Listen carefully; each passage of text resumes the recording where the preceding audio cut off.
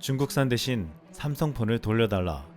최근 삼성전자의 스마트폰 판매가 중단된 러시아에서 중국산을 쓰고서 분노가 일어났습니다.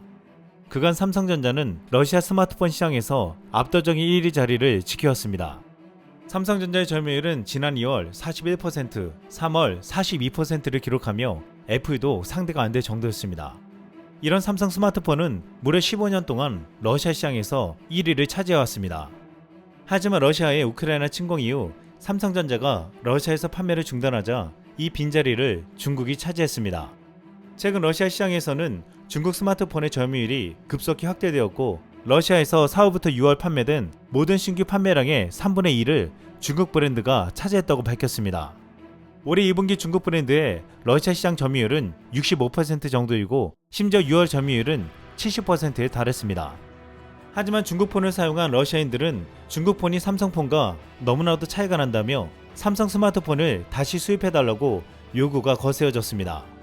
결국 러시아는 개인이나 일반 업체가 수입하는 병행 수입 삼성 스마트폰에 대한 유통을 본격적으로 시작했습니다. 이렇게 수입되면 정식 서비스 센터를 통해 AS가 불가능하고 사설업체에서 수리가 가능해도 부품 조달이 어려울 수 있습니다. 그럼에도 러시아인들은 중국산을 사용하느니 AS가 안 돼도 삼성 스마트폰을 사용하겠다고 했습니다. 전세계 시장에서 죽쓰고 있는 중국 스마트폰은 러시아 시장에서 한국이 빠져나가자 무혈 입성을 얻어냈다고 좋아했지만 오히려 품질 차이가 확인되면서 추후 삼성이 다시 러시아로 돌아가면 더 큰 시장 확장에 발판을 마련했다고 말하고 있습니다. 우크라이나 전쟁으로 지난 3월부터 현대차도 러시아 공장 가동을 멈추면서 큰 타격을 입었습니다. 지난해 10월 현대차는 러시아 자동차 판매 1위부터 3위까지 모두 휩쓰면서 시장 점유율이 무려 55%에 달했습니다. 하지만 현재 공장 가동 중단을 이유로 올해 4월 러시아 판매는 75%나 급감했습니다. 현대차의 공급이 줄어들자 중국산 자동차가 러시아에서 적극적인 판매를 시작했습니다. 중국 관영 매체 관찰자망은 서방인 러시아 제재와 외국산 자동차 부품 공급 부족 등을 이유로 신차 구매를 고려 중인 러시아 국민 중 절반가량이 중국산 자동차를 구매할 의향이 있는 것으로 조사되었다고 했습니다. 실제로 러시아 우방 국가인 중국은 가성비 차량 이미지를 내세워 판매량을 늘리고 있습니다. 그런데 러시아는 수요를 맞추기 위해서 자국의 자동차 생산에도 박차를 가했는데 서방에서 들여오던 부품이 금지되어 어쩔 수 없이 중국산 부품을 들여올 수밖에 없다고 했습니다. 그런데 중국에는 제대로 된 자동 잠금 장치, 에어백, 내비게이션, 안전벨트 잠금 장치가 없었습니다. 이 때문에 러시아는 생산 승인 요건을 완화하여 자국산에 적용하는 안전기준을 대폭 낮추기로 하면서 에어백이나 잠김 방지 제동 장치가 없어도 차량을 생산하고 판매할 수 있게 해주었습니다. 그런데 이렇게 들여온 중국산 부품은 생명을 위협할 것이라고 했습니다. 과거 러시아 자동차 부품업체에서 찍은 중국산 부품의 영상은 충격적이었는데 중국산 부품은 바닥이 내려치니 설탕 조각 깨지듯 산산조각 났습니다. 또한 2016년 푸틴이 중국산 부품으로 만든 군용 차량을 시찰할 때 부하가 문을 열려고 하는데 손잡이가 나가 떨어지면서 황당한 상황이 연출되기도 했습니다. 이를 두고 한 네티즌은 이제 중국산 부품으로 다니는 러시아 차는 영구차라고 말하기도 했습니다. 그런데 이와 반대로 러시아와 전쟁을 벌이고 있는 우크라이나에서는 한국산이 큰 활약을 하고 있어서 대비되고 있습니다. 지난해 2일 우크라이나 전쟁에서 K9 자주포 차체를 사용해 만든 크랩 자주포가 실전에 투입되었습니다. 크랩 자주포는 우리나라 하나 디펜스가 생산하는 K9 자주포 차체에 영국의 155mm 자포의 포탑을 얹은 자주포로 최대 사거리가 40km에 이릅니다. 우크라이나에서 K9 자주포가 첫 해의 전장에서 실전 대비를 하게 된 것입니다. 우크라이나 육군 총사령관은 페이스북에 올린 글에서 폴란드가 공유한 크랩 자주포를 적극 사용하기 시작했다며 파트너국들이 제공한 무기와 탄약, 차량들은 우리가 우크라이나와 유럽 전역의 평화를 수호하는 것을 돕는다라고 밝혔습니다.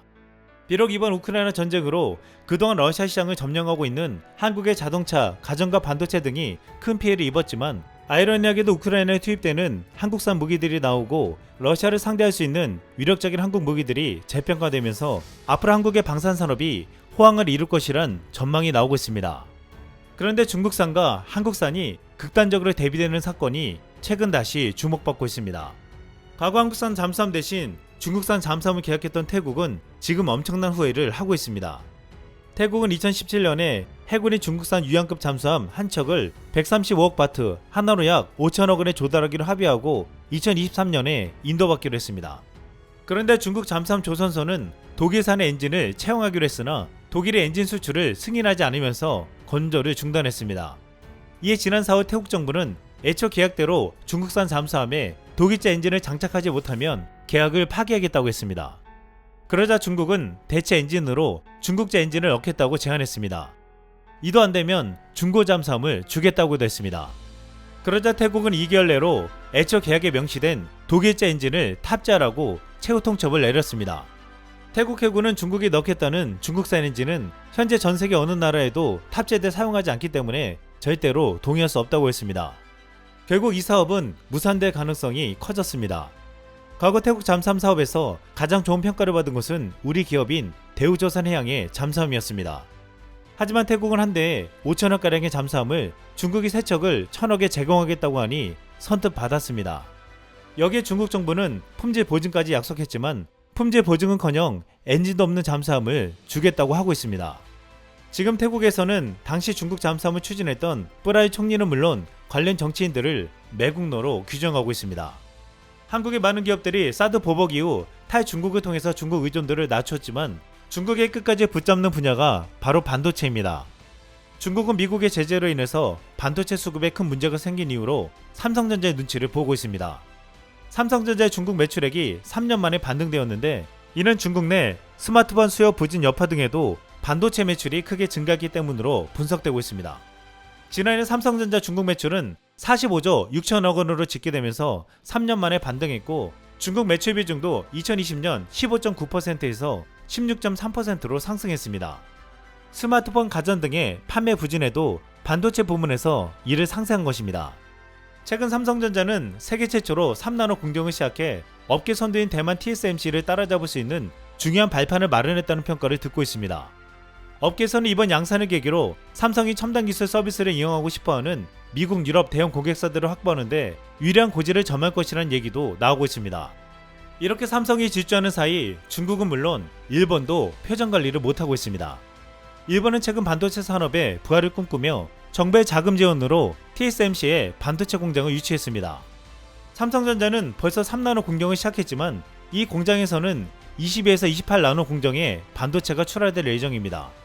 그런데 니혼게이자이 신문은 이 공장이 높은 임금을 주기 때문에 지역의 고급 인재들을 싹쓸이 해갈 것을 우려하고 있다고 했습니다. 구인 조건은 2023년 대졸자 월 평균 초임이 28만엔, 한화로 약 268만원이었습니다. 많은 이들이 이 정도가 고임금이냐고 의문을 제기했는데 일본에서는 반도체 신입사원의 월 평균 임금이 21만엔 정도였기에 이 정도면 고임금에 속한다고 했습니다. 삼성전자의 2022년 대졸 초봉이 430만원 정도인데 최근 삼성전자와 SK하이닉스는 우수 인력을 경쟁적으로 유치하기 위해 지난해 임금을 각각 9%, 8%로 최고 수준으로 올렸습니다. 이 때문에 일본 내에서는 오랫동안 바뀌지 않는 저임금이 국내 인력은 물론 외국의 우수 인력을 고용할 수 있을까에 대한 의문이 든다고 했습니다. 과거 20년 전에는 일본에 돈을 벌기 위해 한국인들이 들어갔는데 최근에는 다 정리하고 한국으로 귀국하는 사람들이 늘고 있다고 했습니다.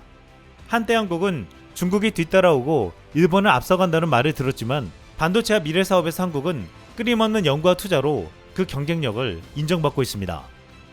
이상 쓸망이었습니다.